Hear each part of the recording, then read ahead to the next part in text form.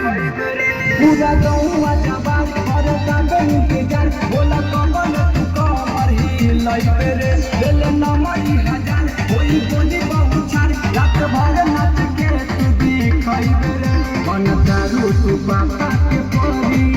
एगो चुमा दे दरस भरी कर देलू सबके विदाई अपन चोटिया ढेर गाम के नाम लिखवाला रंगदार के लोगो लगा